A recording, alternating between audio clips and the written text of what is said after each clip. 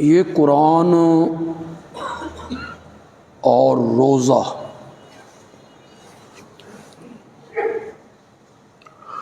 یہ دونوں اللہ کے ہاں جا کے بندے کی سفارش کرتے ہیں۔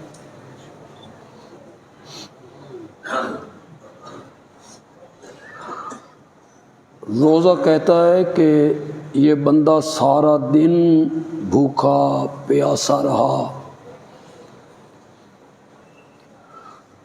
اس کے حق میں میری شفاعت قبول کی جائے اور اس کے گناہوں کو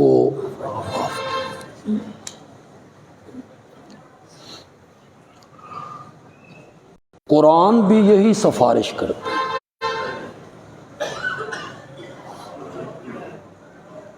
کہ رات کے پہروں میں یہ مجھے سننے کے لیے کھڑا ہو گیا، یہ مجھے پڑھتا رہا،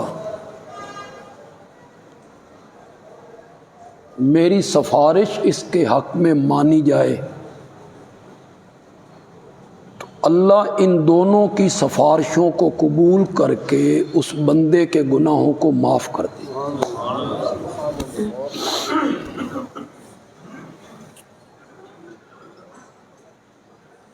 یہ جو روزہ ہے اور یہ جو رات کو قرآن کا پڑھنا اور سننا ہے، یہ دونوں قرب الہی کا ذریعہ ہیں۔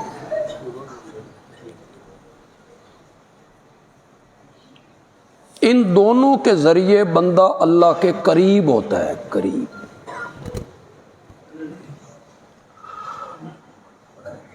میں نے غالباً گزشتہ جمعے یہ بیان کیا ہے شاید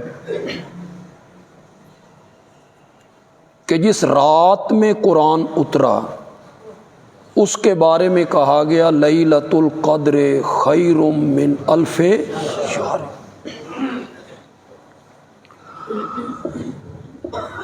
کہ وہ 1000 مہینوں سے بہتر ہے۔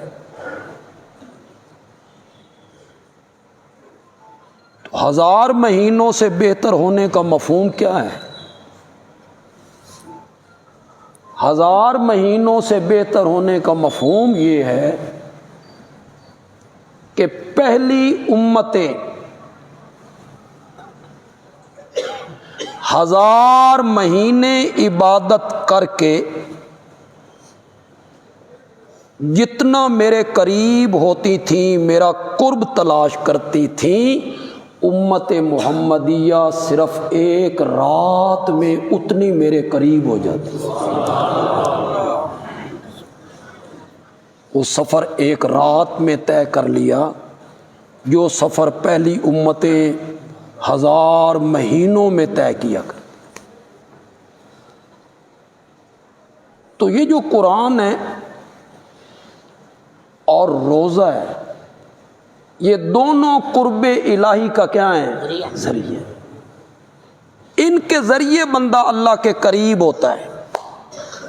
میں کئی دفعہ بیان کر چکا ہوں کہ قرآن نے کہا وَاعْتَصِمُوا بِحَبْلِ اللَّهِ جَمِيعًا، سارے مل کر اللہ کی رسی کو پکڑ لو۔ وہ اللہ کی رسی کیا ہے؟ حبل اللہ کیا ہے؟ یہ تو نہیں ہے کہ اللہ کی کوئی رسی لٹک رہی ہے جس کو ہم نے مل کے پکڑنا ہے۔ تمام مفسرین نے کہا حبل اللہ اے کتاب اللہ۔ وہ کیا ہے؟ یہ حبل اللہ ہے، یہ اللہ کی رسی ہے۔ اس میری بات کو ذرا توجہ سے سنیے گا، ذرا ڈوب کے فکر کر کے سنیے گا، سرسری نہیں سننا، اس کا لطف لینا ہے آپ نے۔ یہ رسی ہے، اللہ نے عرش سے لٹکائی ہے زمین کی طرف۔ اس رسی کا اوپر والا سرا اللہ کے ہاتھ میں ہے، اور نیچے والا سرا قرآن پڑھنے والے کے ہاتھ میں۔ تو رسی ذریعہ ہوتا ہے جوڑنے کا۔ کئی چیزوں کو آپ اکٹھا کر کے باندھتے ہیں تو کس سے باندھتے ہیں؟ رسی۔ رسی ذریعہ ہوتا ہے چڑھنے کا۔ اللہ کہنا چاہتے ہیں اگر مجھ تک پہنچنا چاہتے ہو تو اس کا ایک ہی ذریعہ ہے، اور وہ کیا ہے؟ مجھ سے ملنا چاہتے ہو، مجھ سے ملاقات کرنا چاہتے ہو، یہ کلام ہے نا، کلام اللہ، کس کی کلام ہے؟ اللہ کی۔ اس کا متکلم کون ہے؟ اللہ اکبر۔ کلام کتنی اعلی ہے اس کا اندازہ متکلم سے لگائیں۔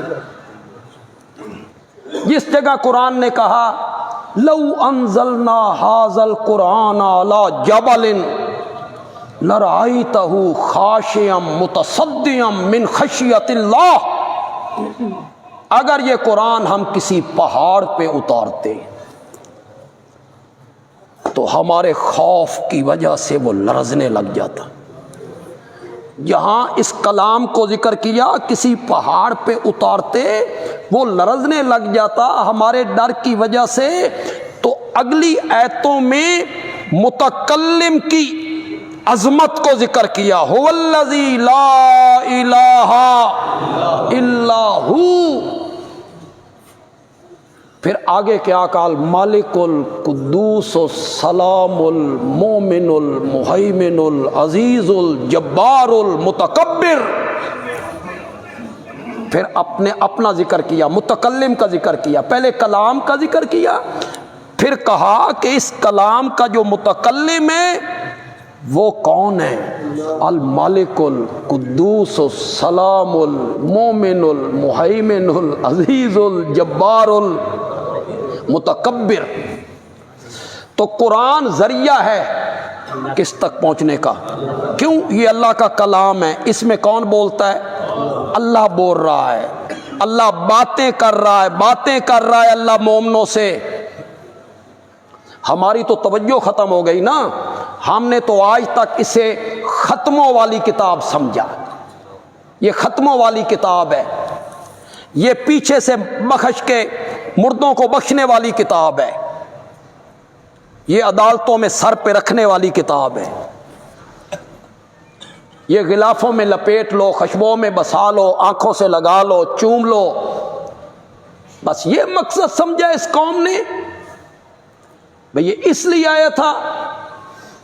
نہیں، اس میں رب بولتا ہے یا ایھا الذین آمنوا کتب علیکم الصیام، اے ایمان والو تم پر روزے۔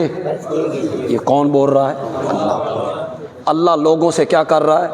باتیں کر رہا ہے، اللہ لوگوں سے گفتگو کر رہا ہے، اللہ لوگوں سے کلام کر رہا ہے۔ یا ایھا الذین آمنوا اتقوا اللہ، اے ایمان والو اللہ سے ڈرو۔ یا ایھا الناس اعبدوا ربکم، اے لوگو عبادت کس کی کر؟ یہ رب باتیں کرتا ہے۔ کاش کہ لوگ اس بات کو سمجھ جائیں کہ جو رب ہم سے باتیں کر رہا ہے ہم ان باتوں کو سمجھیں۔ اللہ کیا کہنا چاہتا ہے، کیا مطالبہ کرتا ہے، کن کاموں کے کرنے کا حکم دے رہا ہے، کن چیزوں سے روکتا ہے۔ قرآن ذریعہ ہے قرب الہی کا۔ قرآن کے ذریعے بندہ اللہ کے کیا ہوتا ہے؟ قریب ہوتا ہے، اور روزہ بھی ذریعہ ہے قرب الہی کا۔ روزے کے ذریعے بندہ اللہ کے کیا ہوتا ہے؟ قریب۔ ایک بڑی مشہور حدیث ہے، آپ سب نے کہیں پڑھی بھی ہوگی، علماء سے سنی بھی ہوگی۔ خلوف فم الصائم اطیب عند اللہ من ریح المسک، روزے دار کے منہ کی بو، خوشبو نہیں، وہ جو خلوب معدے کی وجہ سے ہوتی ہے، پچھلے ٹائم جب معدہ خالی ہوا نا تو معدے سے ایک بو اٹھی، وہ منہ میں آئی۔ اللہ کہتے ہیں وہ جو بو ہے نا روزے دار کے منہ کی، مجھے کستوری سے زیادہ اچھی لگتی۔ اطیب عند اللہ من ریح المسک۔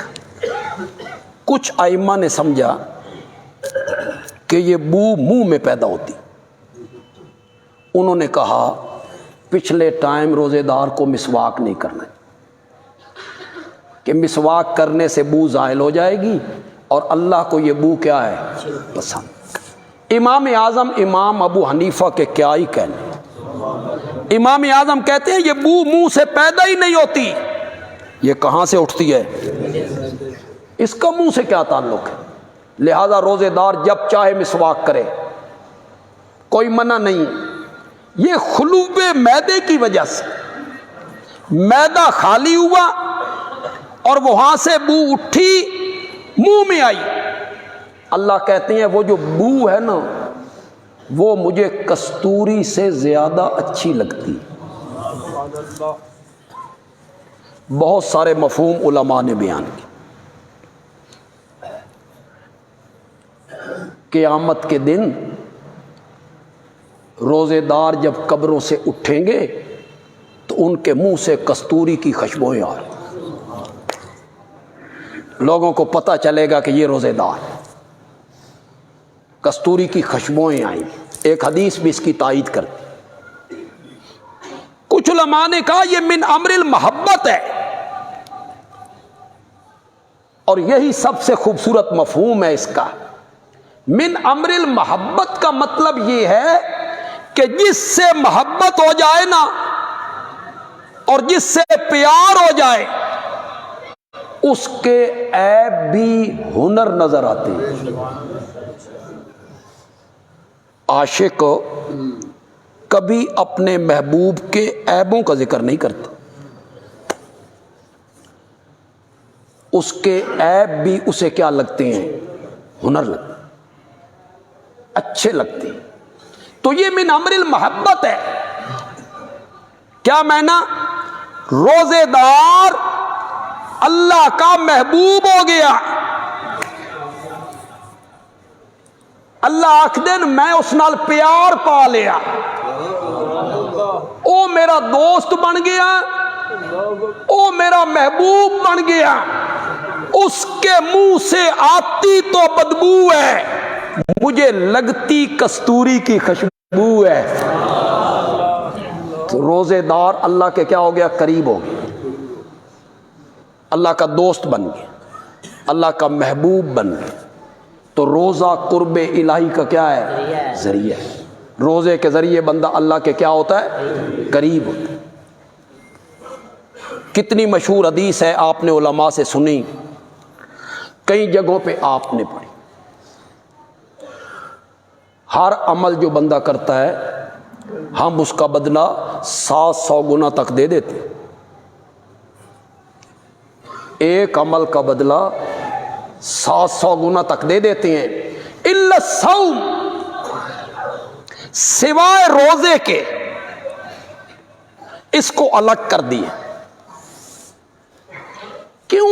الصوم لی وانا اجزی بہ، روزہ خاص میرے لیے ہے اور میں روزے کی جزا بھی خود عطا کروں۔ اس روزے کو الگ کر دیں۔ کیوں؟ یہ روزہ قرب الہی کا کیا تھا؟ بہت بڑا ذریعہ تھا۔ الصوم لی، روزہ خاص میرے لیے۔ کیوں جی؟ نماز کس کے لیے؟ حج اللہ کے، زکوٰۃ، سجدہ، طواف۔ فصل لربک، نماز پڑھ اپنے رب کی۔ وللہ علی الناس حج البیت، بیت اللہ کا حج کرنا للہ، کس کے لیے؟ اللہ۔ نماز بھی اللہ کے لیے، حج بھی اللہ کے لیے، زکوٰۃ بھی اللہ کے لیے، سجدہ بھی اللہ کے لیے، پھر اس کو خاص کیوں کیا؟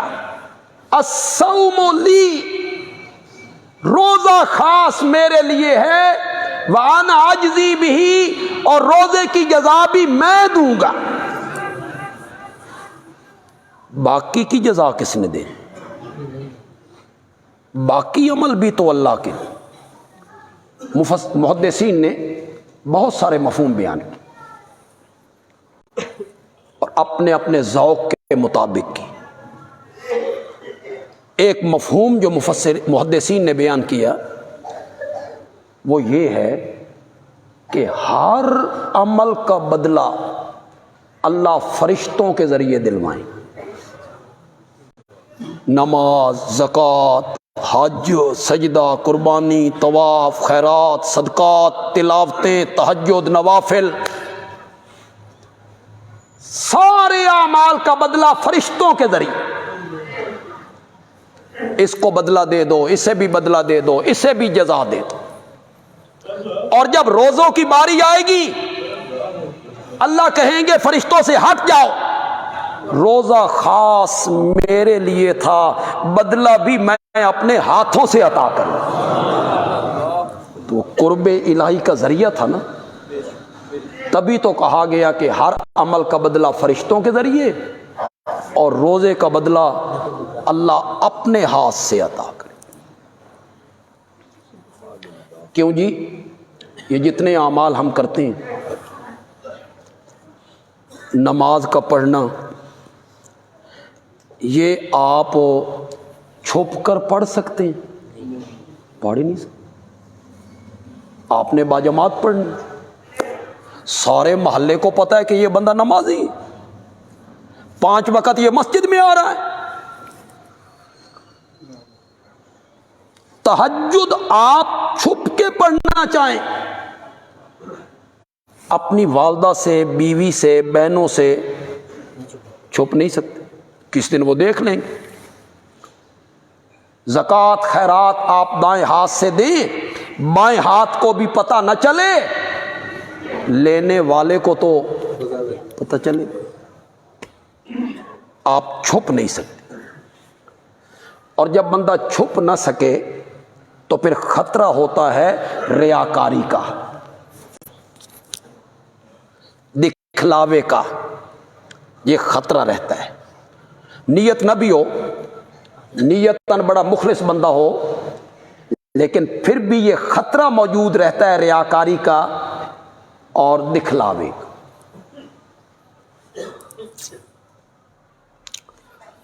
حج اور حج پاکستانیوں کی، یہ چھپ کے ہو سوال ہی پیدا نہیں۔ آج کل تو نعت خوانوں کی ایک ٹولی حاجی صاحب کے آگے پیچھے ہوتی ہے اور وہ نعتیں پڑھتے ہوئے جاتے۔ قربانی آپ چھپ کے کر سکتے ہیں؟ نہیں کر سکتے۔ کوئی عمل آپ چھپ کے نہیں کر سکتے، اس میں ریاکاری کا شبہ ہے، اور ریاکاری اعمال صالحہ کے لیے زہر قاتل۔ ریاکاری کی وجہ سے اعمال کیا ہو جاتے ہیں؟ ضائع ہو جاتے ہیں۔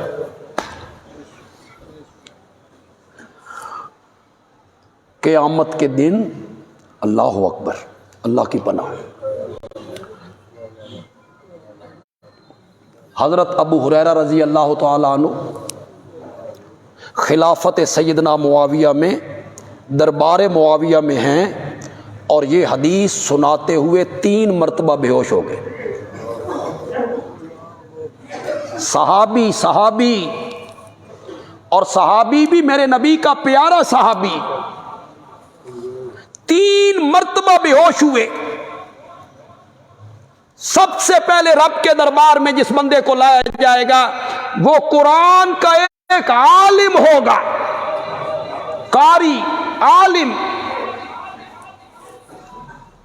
اللہ اس سے پوچھیں گے ہاں میں نے تمہیں علم دیا تھا، تم نے کیا کیا؟ میں نے لوگوں کو پڑھایا، سنایا، بیان کیا، واز کیا۔ اللہ فرمائیں گے جھوٹ مت بولو، تم نے یہ سب کچھ اس لیے کیا تھا کہ تمہیں لوگ بڑا عالم کہیں، بڑا قاری کہیں، دین کا بڑا عالم کہیں۔ چنانچہ وہ دنیا میں کہا گیا، تیرے عمل کا بدلہ دنیا میں ہو گیا۔ اللہ فرشتوں سے کہیں گے اسے زنجیر پہناؤ اور منہ کے بل گھسیٹ کر اسے جہنم میں ڈال دو۔ ریاکاری، ایک عالم، ایک قاری جن کی فضیلت کتنی اعلی، علماء وارثۃ الانبیاء، علماء انبیاء کے کیا ہیں؟ وارث ہیں۔ میرے آقا سے پوچھا گیا اس دھرتی پر اور اس آسمان کے نیچے سب سے بہترین لوگ کون ہیں؟ فرمایا علماء، جنہیں بہترین لوگ کہا گیا، لیکن جب ریاکاری آئی سارے عمل ضائع، اس کی ساری محنت ضائع۔ دوسرا بندہ لایا جائے گا، مالدار، دولت مند۔ میں نے تمہیں دولت دی تھی، مال دیا تھا، تم نے کیا کیا؟ وہ بولے گا میں نے ہسپتال بنائے، میں نے سرائے بنائی، میں نے ڈسپنسریاں بنائی، میں نے بچیوں کی شادیاں کروائیں، میں نے تیرے رستے میں اس طرح لگایا، پھر اس طرح لگایا۔ اللہ فرمائے گا جھوٹ مت بولو، تم نے یہ سب کچھ اس لیے کیا تھا لوگ تجھے سخی کہیں، بڑا پیسہ خرچ کرتا ہے۔ چنانچہ دنیا میں کہا گیا، اللہ فرشتوں سے کہیں گے زنجیر پہناؤ اور اسے جہنم کے حوالے کرو۔ ریاکاری نے اعمال کو کیا کر دیا؟ برباد کر دیا۔ تیسرا آدمی مجاہد فی سبیل اللہ، اللہ اکبر، جس کے بارے میں میرے آقا نے فرمایا تھا کہ جہاد فی سبیل اللہ میں ایک قدم صبح کے ٹائم اٹھانا اور ایک قدم شام کے ٹائم اٹھانا خیر من الدنیا وما فیہا، دنیا اور دو کو جو دنیا میں ہے سب سے بہتر ہے ایک قدم اٹھانا۔ جہاد میں اللہ اس سے پوچھیں گے سناؤ، وہ کہے گا میں تیرے رستے میں لڑتا رہا، پھر میں کٹتا رہا، پھر میں ذبح ہوتا رہا۔ اللہ فرمائیں گے جھوٹ مت بولو، تم نے یہ سب کچھ اس لیے کیا تھا تمہیں بہادر کہا جائے، شجاع کہا جائے، دلیر کہا جائے، وہ کہا گیا، تیرے عمل کا بدلہ ہو گیا، اسے زنجیر پہناؤ اور منہ کے بل گھسیٹ کے اسے جہنم کے حوالے کر۔ اللہ ہم سب کو ریاکاری سے بچائے، دکھلاوے سے اللہ ہمیں محفوظ رکھے۔ عمل کیا کریں خالصتاً، کس کے لیے؟ اس میں کوئی شائبہ نہیں ہونا چاہیے ریاکاری کا۔ آج بارش نے پہلے جمعے کی جو رونق ہے وہ متاثر کی۔ ہمارے نمازی اکثر باہر سے آتے ہیں، دور دراز کے علاقوں سے آتے ہیں، وہ لگاتار مسلسل بارش، اس میں آنا ان کے لیے مشکل ہو۔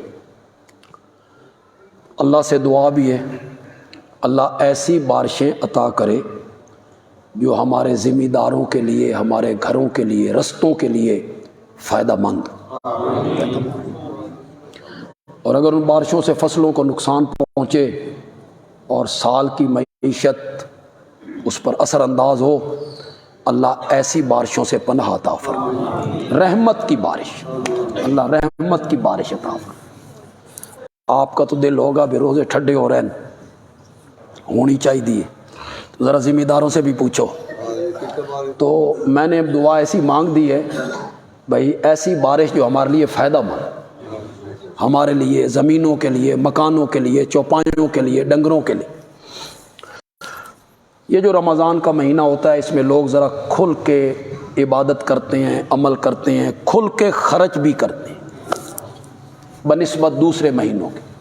اور بہت لوگ ہمارے پاس جمعے کے دن آتے ہیں, سڑک پہ بھی بندے ہوتے ہیں, اوپر بھی بندے ہوتے ہیں, لیکن آج وہ اجتماع متاثر ہوں. تو یہ جمعے کی یہ جو جھولی لے کے آ رہے ہیں آپ, یہ مسجد کے لیے, تو آپ یہ کمی پوری کر دیں. وہ ساری جو کمی ہے, اچھے لوگ جو بیٹھے ہیں, صاحب ثروت لوگ جو بیٹھے ہیں, مالدار, اللہ نے جنہیں بہت دے رکھا ہے, وہ آج اس کمی کو ذرا پورا کریں, ذرا بھرپور طریقے سے ان کے ساتھ تعاون کریں. یہ سارا سال کا نظام جو ہے مساجد کا اسی طرح چلتا ہے کہ رمضان کے جمعوں پر کچھ رقم اکٹھی ہو جاتی ہے, پھر سارا سال تھوڑا تھوڑا کر کے اس چندے کے ساتھ مل کے پھر یہ پورا ہوتا ہے. ورنہ گرمیوں میں بجلی کے جو بل آنے ہیں, لگ تو بھی پتہ جانا کہ لگ سان بھی پتہ جانا.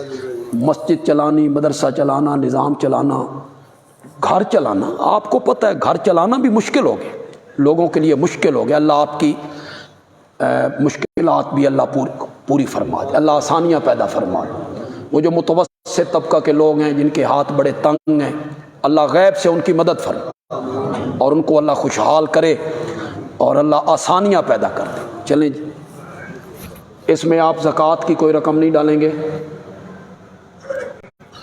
زکوٰۃ کی آپ کوئی رقم اس میں نہیں ڈالیں گے, صدقہ نہیں ڈالیں گے, وہ آپ رقم اس میں نہیں ڈالیں گے. وہ سامنے ہمارا بندہ بیٹھا ہے گیٹ پہ, آج اگلے جمعے, اس سے اگلے جمعے جب آپ آئیں گے وہ وہاں آپ جمع کروائیں گے جامعہ ضیاء العلوم کے لیے, اور اس کی آپ رسید حاصل کریں.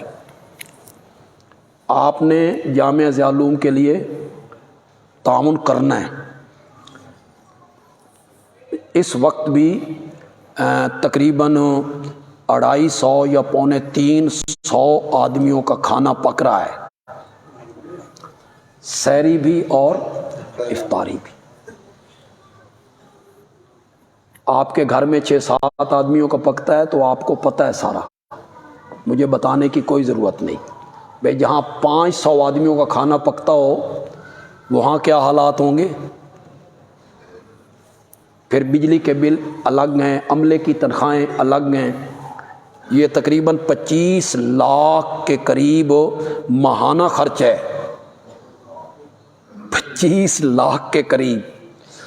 اور اس کو اگر 12 مہینوں پہ آپ لے جائیں تو کتنے کروڑ بن جائیں گے. لیکن ساڑی سمجھو بہرے کیسے چلتا ہے, کیسے آتا ہے, کہاں خرچ ہوتا ہے. تو پھر میرا یقین ہے, خدا گواہ ہے, میرا یقین ہے بھئی اللہ کی مرضی یہ ہے کہ پاکستان میں دینی مدرسے قائم رہنے چاہیے. اللہ کی منشا ہے, ورنہ بندے دے واسطے چ نہیں, بالکل نہیں. ہر مہینے کی 1 تاریخ کو 9 لاکھ روپے اٹھا کے دینا تنخواہوں کے لیے, پھر چند دنوں کے بعد بل آ جائے تو گرمیوں میں 4-4 لاکھ بھی بل آتا رہا, پھر اٹھا کے دینا. سمجھو باہر تو انج بھی نہ سمجھنا بھائی کہ امریکہ چو آ رہی ہے مدد, ہاں باہر سے کوئی پیسہ آ رہا ہے تو انہوں نے فکر فاقہ کوئی نہیں. ذالک من فضل اللہ, یہ آپ کا ہی تعاون ہے, تعاون آپ کا ہی ہے. یہ جو قربانی کی کھالیں ہیں, چمڑے ہیں, انہوں نے ہمیں بہت ضرب لگائی, ہم بڑے متاثر ہوئے. اس دفعہ جو ہمارے چمڑے تھے, کھالیں تھیں, اگر 2005 کی قیمت پہ بکتے, 2005 اس سال جو قیمت لگی تھی 2005, اگر وہ قیمت ہماری لگتی کھالوں کی تو وہ ہمارے چمڑے 65 لاکھ کے ہوتے. 65 لاکھ, جو صرف 21 لاکھ کے بنے. ضرب لگی. دمبے کی جو کھال ہے اس کی قیمت لگی 35 روپے. میں انہوں نے آکھیا بھائی 35 روپے دا کپڑے دا تھیلا نہیں آندا, آپ ہم سے دمبے کی کھار رہے ہیں. اور آپ لیدر کی چیزیں لینے بازار جاتے ہیں تو بولو لیدر کی چیزیں کتنی سستی ملتی ہیں آپ کو. لیکن ہم سے وہ اس طرح وصول کرتے تو وہ ہمیں ضرب لگی. اگر وہ ضرب نہ لگتی تو ہمیں کوئی پریشانی نہ ہوتی.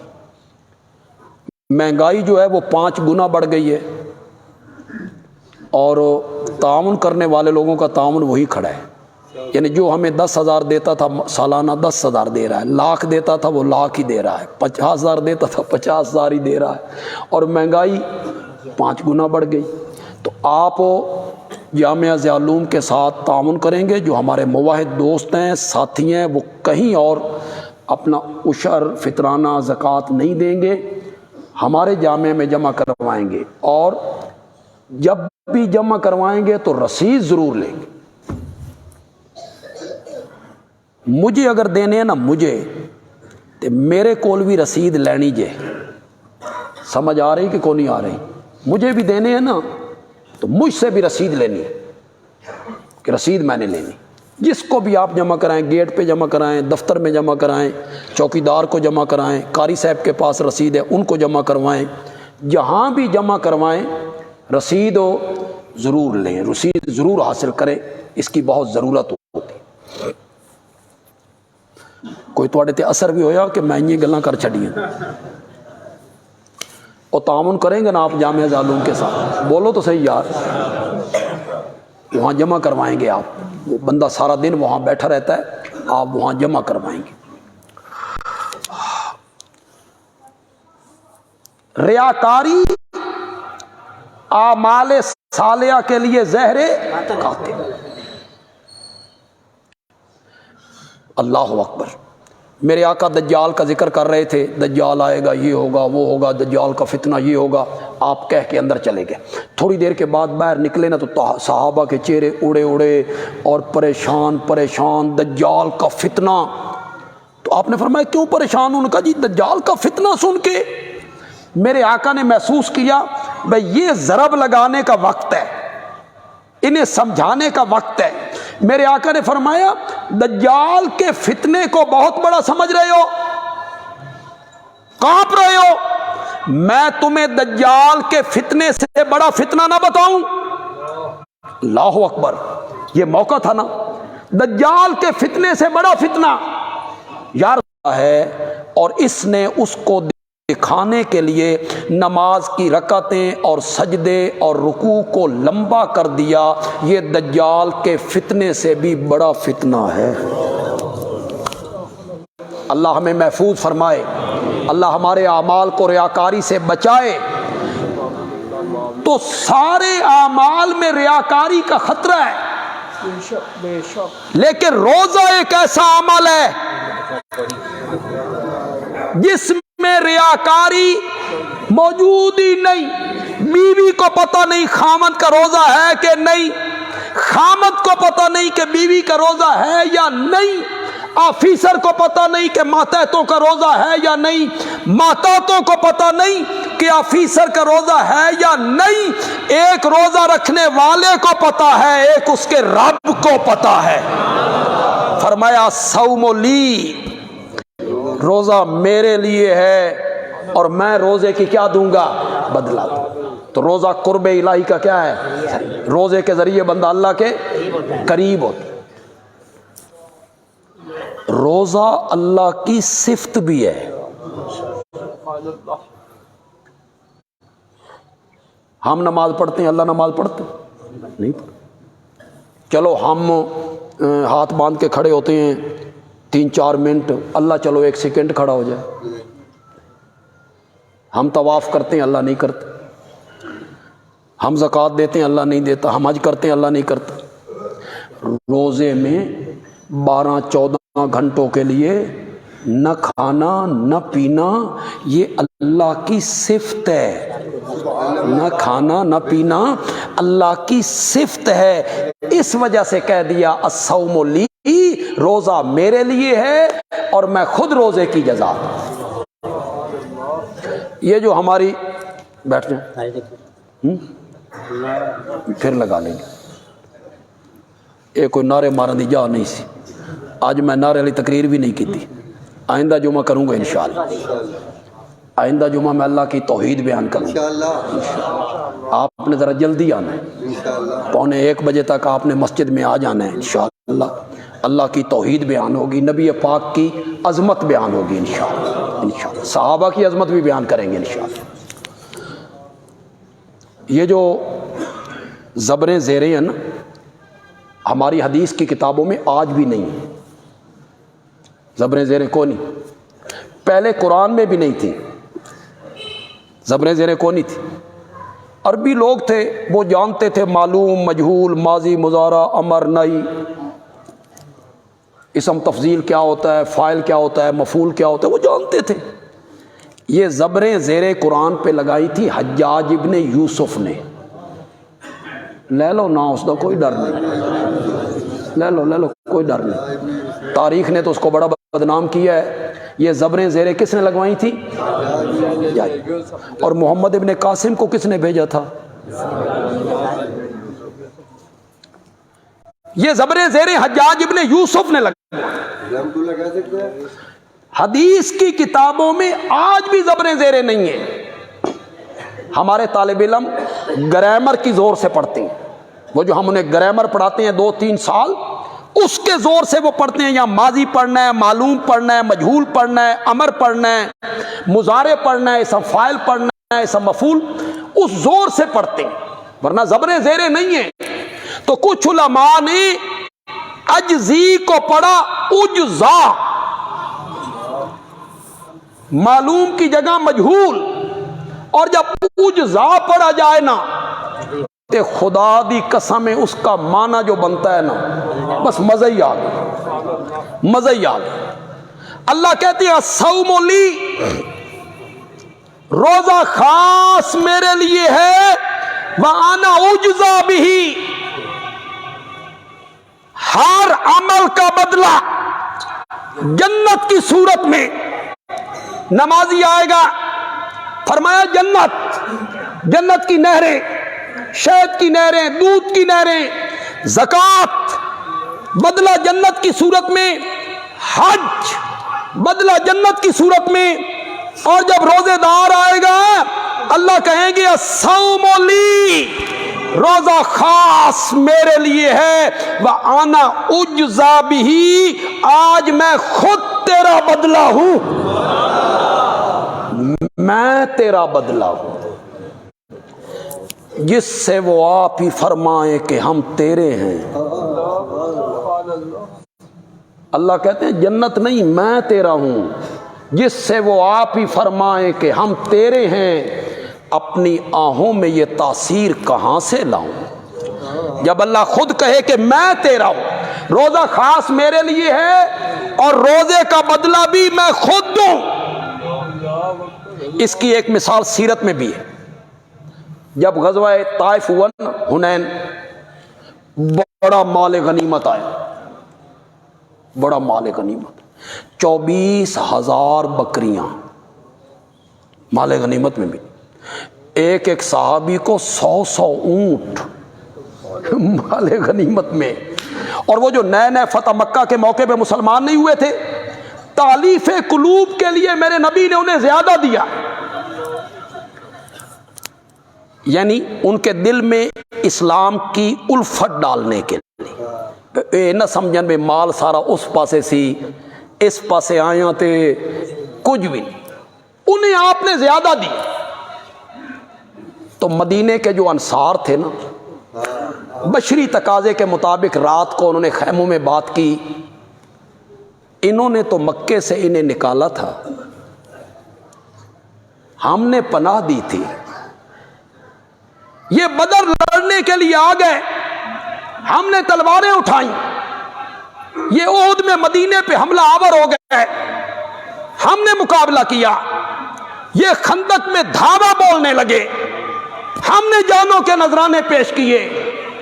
آج مال غنیمت کے تقسیم کا وقت آیا تو انہیں زیادہ، ہمیں تھوڑا۔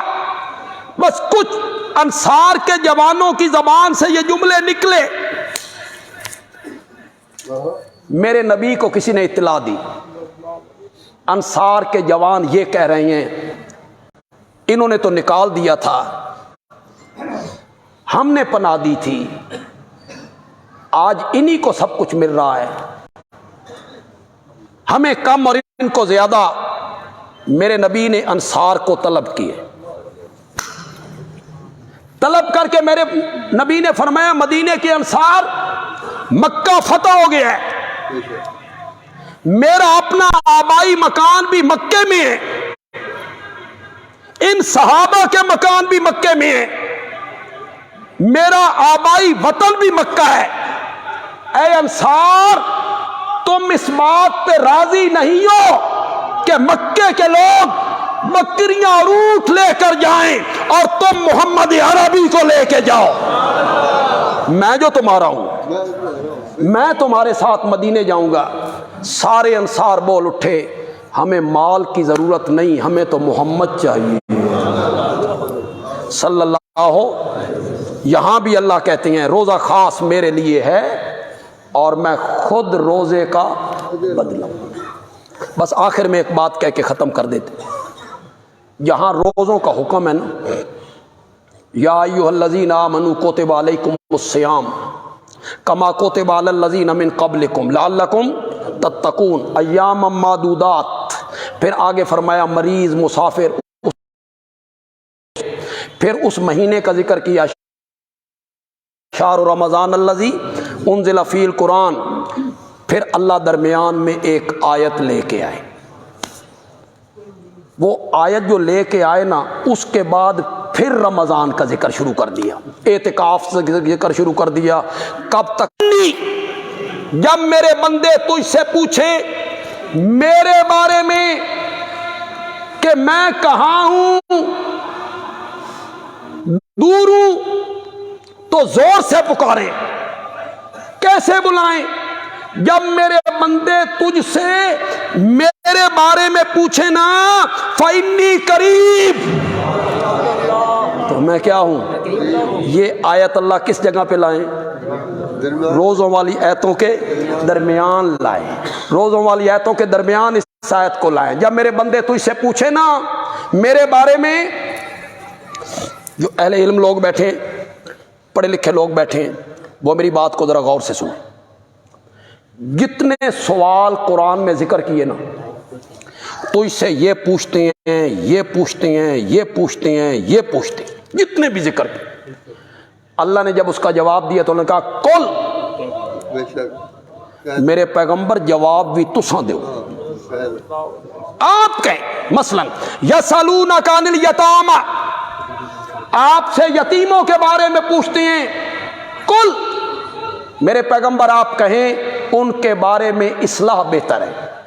یسألونک عن المحیض، آپ سے حیض کے بارے میں پوچھتے ہیں، کل، یسألونک عن الیتامی، یسألونک عن الخمر والمیسر، یسألونک ماذا ینفقون، تجھ سے پوچھتے ہیں کیا خرچ کریں، کل، آپ کہیں۔ خدا کے لیے میری بات کو سمجھنا ہے، میرے پاس وضاحت کا ٹائم نہیں، اگلے جمعہ میں وضاحت کر دوں گا، آنے والے جمعوں میں جب توحید بیان کروں گا تو وضاحت کر دوں گا۔ آج صرف اشارہ سمجھو، اور کبھی کبھی اشارے میں پوری تقریر بند ہو جاتی ہے، پوری تقریر بند ہو جاتی ہے۔ جتنے سوال ہوئے نا میرے نبی سے، آپ سے سوال کرتی ہیں یہ اللہ نے جواب نبی پاک کے ذریعے دلوایا، کل آپ جواب دیں۔ اور جب بندے اور رب کا معاملہ آیا،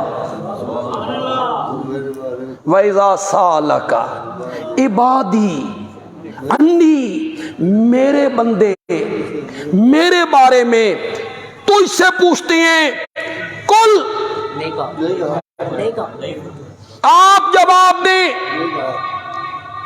کہ میں قریب ہوں۔ یہاں کل نکال دیا، فرمایا میرا اور بندے کا معاملہ ہو دعاؤں کا نا، تو درمیان میں کسی واسطے وسیلے کا درک، اس وقت انہیں نکال دیا، کل نہیں کہا، اللہ ڈائریکٹ ہو گیا، اللہ بندیاں نال ڈائریکٹ ہو گیا۔ وَإِذَا سَأَلَكَ عِبَادِي، جب میرے بندے تجھ سے میرے بارے میں پوچھے نا فإنی قریب، تو میں کیا ہوں؟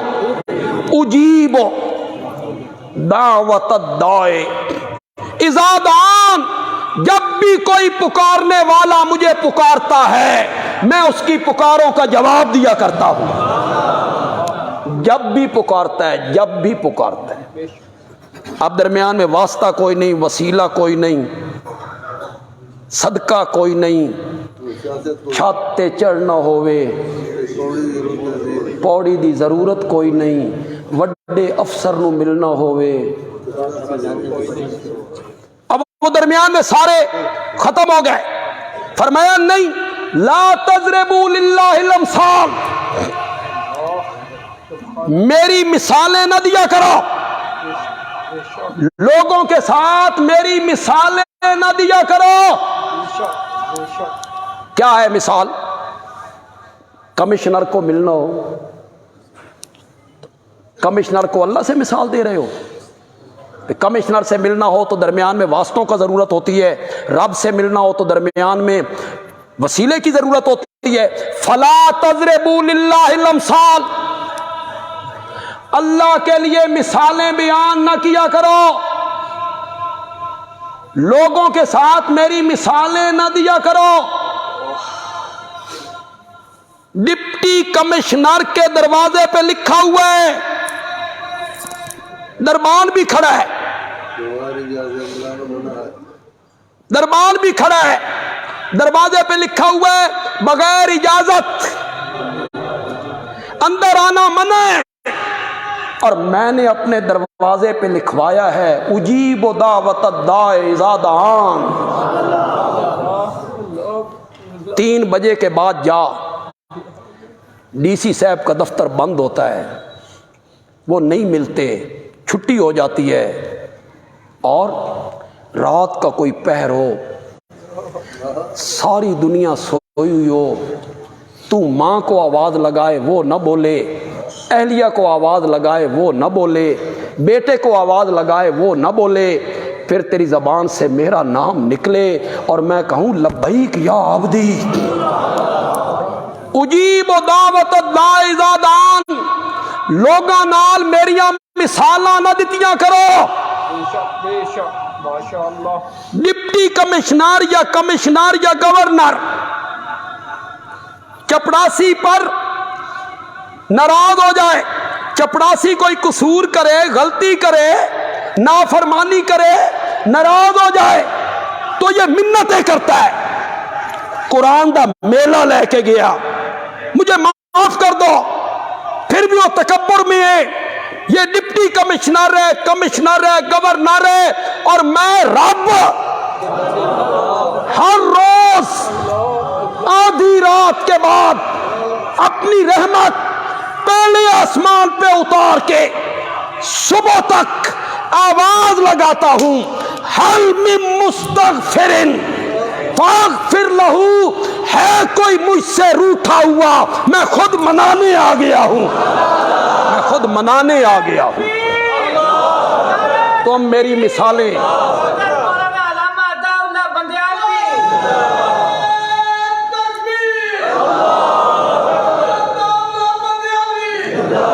تم میری مثالیں گورنر کے ساتھ دینے لگے ہو، تم میں مثالی ڈپٹی کمشنر کے ساتھ دینے لگے ہو۔ کتھے ڈپٹی کمشنر تے کتھے عرشاں دا مالک مولا؟ چھت پہ چڑھنا ہو تو سیڑھی کی ضرورت ہوتی ہے کیوں؟ چھت ہے وہاں، میں ہوں یہاں، 12 فٹ دور، 18 فٹ دور، میں نے یہاں سے جانا ہے، وہاں بغیر سیڑھی کے نہیں جا سکتا، اور جس رب سے میرا معاملہ ہے، مولا تو کہاں ہے؟ فرمایا انی قریب، بولو تو صحیح یار، سارے کہو یار، انی قریب، میں قریب ہوں مولا، یہ مائک بھی میرے قریب ہے، یہ قرآن کا نسخہ میرے قریب ہے، یہ مقتدی میرے قریب ہے، تو کتنا قریب ہے؟ فرمایا نحن اقرب الیہ من حبل الورید، تیری شاہ رگ اتنی قریب نہیں جتنا میں تیرے قریب۔ ماشاءاللہ، وہ شاہ رگ سے زیادہ قریب ہے۔ یہ کہتا ہے چھت پہ چڑھنا ہو نا، وہ شاہ رگ سے زیادہ قریب ہے، تو 10 پوڑی کتنے رکھنی ہے؟ چھت پہ چڑھنا ہو تو سیڑھی کی ضرورت ہوتی ہے، وہ دور ہے، اور جس رب سے معاملہ ہے اس میں بندہ ڈائریکٹ ہے۔ قال ربکم ادعونی، تمہارا رب کہتا ہے مجھے پکارو، استجب لکم۔ میں صرف سمجھانے کے لیے، کوئی نئے جو بندہ یہاں آیا ہے پہلی مرتبہ ہمیں سن رہا ہے، میں صرف سمجھانے کے لیے ایک بات کروں گا، وہ اس پر غور کرے۔ جتنی دعائیں تمہیں قرآن والی یاد ہیں پڑھو، جتنیاں یاد یہ پڑھو، نہیں تو میرے نال پڑھو۔ ربنا آتنا، ربنا ظلمنا، ربنا لا تزغ قلوبنا، رب اجعلنی، ربنا اغفر لی۔ کعبہ کے رب کی قسم ہے، میں ممبر پہ ہوں، جمعے کا دن ہے اور رمضان کا مہینہ ہے اور قرآن میرے ہاتھ میں ہے۔ جتنی دعائیں قرآن نے سکھائی ہیں، کسی ایک دعا میں واسطہ، وسیلہ، توسل، صدقہ کوئی ذکر نہیں، بتا ورنہ نکال کوئی دعا۔ چلو، کھانا کھانے سے پہلے، کھانا کھانے کے بعد، شاباش، مسجد میں آنے کی دعا، نکلنے کی دعا، سفر کی دعا، سونے کی دعا، اٹھنے کی دعا، جتنی دعائیں میرے نبی نے تمہیں سکھائی ہیں، کسی میں وسیلے کا ذکر ہے؟ کسی میں واسطے کا ذکر ہے؟ کسی میں صدقہ اور طفیل کا ذکر ہے؟ نہیں، یہ بندے اور رب کا معاملہ ہے۔ پکارنا ہے تو براہ راست کس کو پکارنا ہے؟